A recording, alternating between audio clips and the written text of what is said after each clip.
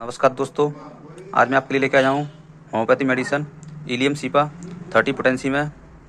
जो बहुत अच्छी मेडिसन है इलियम सीपा। इसके हम यूज की बात करें, इसे आप बहती नाक में एलर्जी में ले सकते हैं।